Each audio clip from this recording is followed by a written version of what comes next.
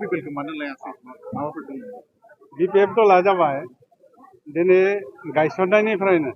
BPF दल जा हाग्रामा सारा बिथाङानो चिफ जानानै सालायबोबाय थादों थांनाय 15 बोसोर सालायबोबाय आरो दा 5 बोसोर गेजेराव गेप दङमोनब्लाबो जितु दा गोदान सरकार जानो हादों बेयाव गासै माने बिटिसि ओनसोलनि रायजो राजायानो सिन्था खालामबाय जे जाय सरकारा गायसनदोंमोन दोलोआ गायसनदोंमोन बे बिटिसिखौ दा बे हिसाबै माने बिपिएफ दलनि फारसे आस्था आरो माने बिसास श्रद्धाखौ बिथांमोना नुहुरनानै बेखिनिखौनो माने एमसिएलए जिगायनानै सरकार खालामो बेयाव बेरगाव माने बेयाव जिहेतु माने बिजेपि ना थाहैनाय नङा नामा नोंथां दा ओरैनो एलायन्स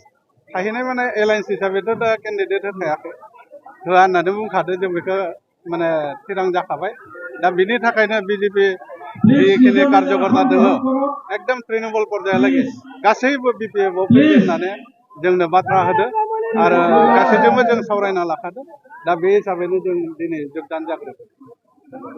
दा बिटिसि ओनसोलाव राष्ट्रीय दल माला दा जेबो गुरुत्व होननानै सानाखै आरो जिहेतु जों बिटिसि ओनसोलनि माने रायजो राजा बा कार्यकर्ता राष्ट्रीय दलाव दङबाबो दिनै जों बिपिएफ दलाव थानानै जों गावनि बे ओनसोलखौ माने एकता आरो शान्ति आरो उन्नतिखौ जुदि लाबोनोब्ला प्रतिष्ठा खालामनोब्ला अब्ला जों बिपिएफ दलाव थानांगोन दा बेनि थाखायनो जों दिनै राष्ट्रीय दलाव बहुद माने गोलाव सम खामानि मावबोनाबाबो दिनै जों बिपिएफ दलाव योगदान